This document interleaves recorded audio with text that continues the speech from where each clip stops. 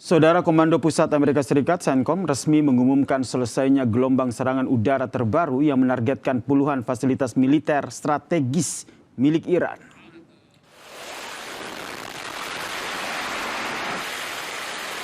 Dalam rilis resmi, militer Amerika Serikat mengatakan operasi ofensif ini diluncurkan atas arahan langsung dari Presiden Donald Trump sebagai langkah balasan demi melemahkan kemampuan Teheran yang terus mengancam kapal sipil dan juga komersial di jalur perdagangan internasional strategis. Serangan presisi militer AS berfokus pada infrastruktur pertahanan pantai, instalasi radar, situs penyimpanan rudal, serta pos-pos komando komunikasi taktis militer Iran. Serangan ataupun serangkaian ledakan ini, saudara, dilaporkan mengguncang pesisir selatan Iran, termasuk wilayah dermaga Sirik, Pulau Qasim, serta kota pelabuhan utama Bandar Abbas.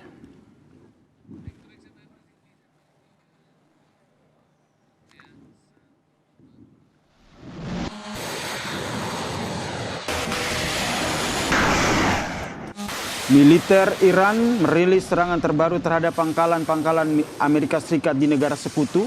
Juru bicara Angkatan Darat Iran menjelaskan serangan balasan itu dilakukan usai Amerika Serikat yang berulang kali melakukan serangan ilegal terhadap Iran.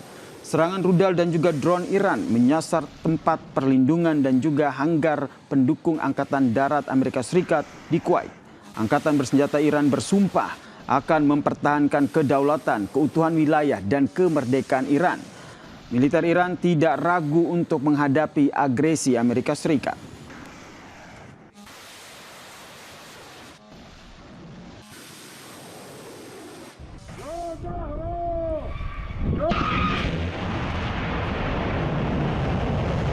Sementara itu, saudara, Angkatan Udara Iran meluncurkan serangan rudal atas agresi Amerika Serikat. Dalam serangan ini, militer Iran mengerahkan rudal balistik serta rudal berpemandu presisi.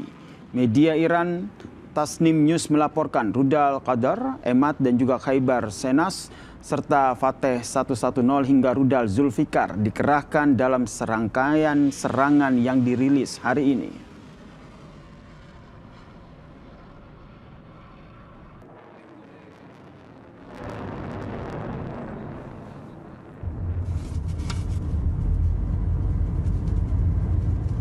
Sementara itu, saudara, usai serangan Iran sebelumnya pada minggu waktu setempat, media Iran Press TV melaporkan sejumlah dampak serangan di Bahrain.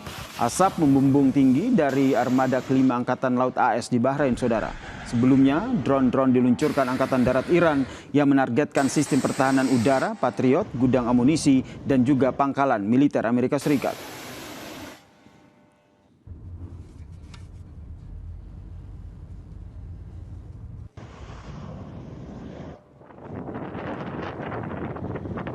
Kerusakan dampak serangan Iran di Kuwait juga dilaporkan oleh media Tasnim News, saudara. Menurut sumber lokal, asap berasal dari pangkalan militer Amerika Serikat. Iran membombardir pangkalan militer Amerika Serikat di sejumlah negara sekutunya di kawasan Teluk Persia. Serangan dilakukan usai pemakaman dari pemimpin tertinggi Ayatollah Ali Khamenei.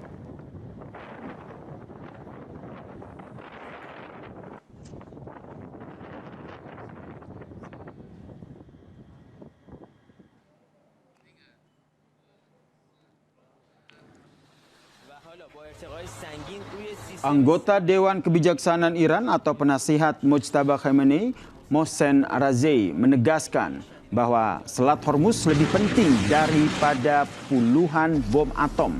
Dia berjanji bahwa pemerintah Iran akan melindungi jalur vital energi global itu. Ia juga menekankan bahwa balas dendam adalah bagian dari jalan revolusi. Donald Trump dan juga Benjamin Netanyahu telah melewati garis merah Republik Islam Iran. Ia juga mengatakan tindakan ini harus ditanggapi dengan hukuman yang tegas dan profesional.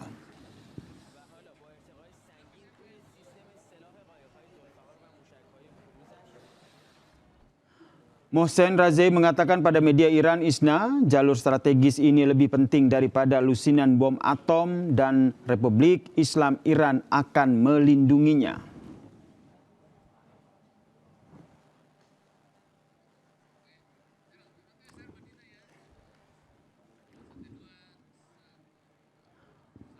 Saudara, Iran dan Amerika sama-sama menyatakan penghentian gencatan senjata dan mulai serangan baru. Pertanyaannya, apakah dunia akan kembali tersandra jalur energi dunia yang menjadi pusat konflik? Kita bahas bersama dengan praktisi dan pengajar hubungan internasional Sinergis Polisis, Mbak Dina Prapto Raharjo yang telah bergabung di Kompas Petang. Selamat petang, Mbak Dina. Selamat petang, Mas Yasir. Mbak Dina, harapannya tentu ada negosiasi, namun ternyata kita dipertontonkan dengan saling serang antara Amerika Serikat dan juga kini Iran mulai melakukan serangan balasan bertubi-tubi terhadap fasilitas militer Amerika Serikat di Iran. Pertanyaannya, apakah yang Anda baca, apakah perang ini akan eskalasi, akan lebih besar atau tujuannya akan kemana? Tujuannya pertama kalau dilihat secara mikro dalam hal hubungan bilateral Amerika Serikat dengan Iran, saya melihatnya ini bentuk bargaining baru oleh Iran maupun Amerika Serikat. Jadi bargainingnya bukan meja perundingan tetapi kembali dalam format coercive bargaining. Jadi tawar-menawar tapi dengan cara memaksa melalui jalur militer. Kalau dilihat dari skema yang lebih makro, kita bisa lihat konteksnya dalam hubungan Amerika Serikat dengan negara-negara Teluk, kemudian Amerika Serikat juga negara-negara NATO yang menjadi sekutu dia untuk urusan pertahanan keamanan. Baru-baru ini kan juga ada pertemuan antara Rubio dengan negara-negara Teluk, Menteri Luar Negeri Amerika Serikat ya dengan negara-negara Teluk, kemudian juga ada NATO Summit ya, konferensi tingkat tinggi NATO di Ankara, Turki. Di situ saya melihat arah ke depan itu ternyata memang masih tetap pada penguatan jalur intervensi militer. Jadi artinya karena apa? Ada banyak deal yang dilakukan di NATO. Misalnya saja mereka ada kesepakatan untuk mendanai Ukraina lebih lagi untuk berhadapan dengan Rusia. Berarti ada status quo yang diciptakan untuk urusan militer. Kemudian juga deal dengan Turki sebagai tuan rumah, mereka akan mendapatkan dana tambahan untuk pengembangan Khan fighter jet. Kemudian juga mereka membangun satu bank multilateral yang diinisiasi oleh Kanada bagi negara-negara yang mau membangun defense industry, itu akan didukung lewat jalur itu. Kemudian security assurance ya, jaminan keamanan untuk negara-negara Teluk itu juga masih akan ditingkatkan. Itu artinya Mbak Dina, kedepannya kita akan melihat lebih banyak tekanan-tekanan militer yang dilakukan oleh kedua negara sehingga tidak menutup kemungkinan perang dari kedua negara ini akan kembali meledak. Ya, jadi Iran berarti harus mengantisipasi bahwa Amerika Serikat membaca cara Iran untuk meningkatkan harga ya, meningkatkan cost untuk perang, itu ternyata belum dianggap maksimal juga bisa menghentikan langkah Amerika Serikat. Dan justru makanya Iran kemudian bilang dengan tegas bahwa Hormuz akan dijadikan senjata nomor 1 sekarang, bukan lagi senjata nuklir saja. Berarti Iran mau nggak mau harus mengambil langkah koersif yang lebih lagi untuk menambah beban biaya buat Amerika Serikat dan sekutu-sekutunya. Jadi pertanyaannya tentu wujudnya akan seperti apa ya? Ini juga berkaitan dengan membaca apa yang disampaikan oleh penasihat Mujtaba yang menegaskan bahwa sebenarnya posisi Selat Hormuz ini lebih penting daripada nuklir. Apakah ini bisa kita baca bahwa sebenarnya Iran sendiri siap melepas uranium, kemudian proyek nuklir, atau justru akan habis-habisan kali ini? Menurut saya akan lebih habis-habisan, dia akan menolak melakukan konsesi apapun. Jadi risikonya di sini memang kita kalau dari segi harga minyak misalnya ya, kita harus tahan lebih lama lagi nih. Situasi harga minyak sebenarnya belum membaik sama sekali. Dari segi logika ekonomi, sebenarnya Amerika Serikat juga tidak dalam posisi baik-baik saja. Tapi Presiden Donald Trump berusaha untuk konsisten kelihatannya dengan strategi bahwa cara intervensi militer itu adalah jalan keluar yang terbaik untuk berhadapan dengan Iran. Berarti yang konsisten itu yang harus kita hadapi, berarti kedepannya adalah konsisten melihat serangan-serangan ini akan semakin terbuka lagi. Baik, kemudian yang juga menarik adalah terkait dengan media Iran sendiri yang juga menulis soal sejumlah orang nih Mbak Dina yang jadi target balas dendam dari Iran, diantaranya ada Trump, Netanyahu, kemudian ada Macron juga di situ. Analisa Anda apakah ini hanya sekedar konfrontasi atau memang data yang bocor? Menurut saya ada data yang bocor ya, ada memang intensi dari pihak Iran untuk menaikkan tadi biaya untuk intervensi militer. Jadi kalau dibilang eye to eye, mata dapat mata begitu ya, maka itu yang kita lihat saat ini. Kemungkinan besar memang akan lebih tajam ya konflik ini. Nah, ini yang tentu saja tidak kita harapkan begitu. Namun yang kita lihat adalah ada Kuwait, Bahrain, bahkan UEA juga dilaporkan jadi sasaran Iran. Eskalasi ke depannya yang menurut Anda akan dilakukan oleh Amerika Serikat seperti apa? Satu hal yang kelihatannya masih sulit ditolak oleh negara-negara sekutu yang saat ini menjadi penengah ya. Saya melihatnya peranan yang penting sebenarnya di sana. Karena kalau Pakistan, kita bisa lihat sebenarnya posisinya itu lebih pro kepada Iran. Tapi misalnya Qatar, kemudian Bahrain, Qatar dan satu lagi Turki misalnya, posisinya itu kan lebih masih ngayun gitu ya dengan Amerika Serikat. Dengan kondisi yang ada sekarang, sepertinya sangat sulit sebenarnya untuk Turki maupun Qatar untuk menolak inisiatif dari Amerika Serikat menyerang Iran kembali. Berarti risiko terbesar sebenarnya di hadapan lagi dengan negara-negara teluknya pasti akan menjadi sasaran utama dari Iran. Terakhir Mbak Dina, jadi Anda membacanya ke depannya ini negosiasi damai akan semakin jauh? Kalau komunikasi antar negara saya kira masih tetap jalan, terutama oleh negara-negara penengah.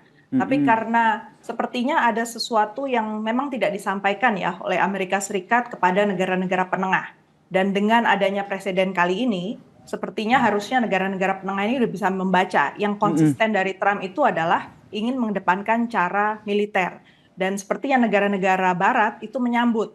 Artinya memang penggunaan cara-cara militer, kemudian jalur militer ini bisa menekan negara-negara yang tidak punya senjata untuk lebih dalam lagi ya menderita dalam waktu-waktu ke depan. Itu yang harus diantisipasi. Kalau kata Anda tadi negara-negara di Timur Tengah kayaknya kurang punya power begitu untuk memediasi negosiasi ataupun perjanjian damai antara kedua negara. Menurut Anda Rusia, Tiongkok yang merupakan negara-negara besar yang punya pengaruh, mereka akan mengambil sikap yang masih sama? Poinnya sebenarnya mereka berusaha menawarkan. Rusia dan Cina sudah bersuara ya, tapi tidak dapat sambutan juga dari Timur Tengah. Ini yang menarik memang dari Timur Tengah. Sepertinya karena mereka sudah begitu terbiasa menerima intervensi asing di kawasannya, maka mereka sekarang melihat opsinya apa.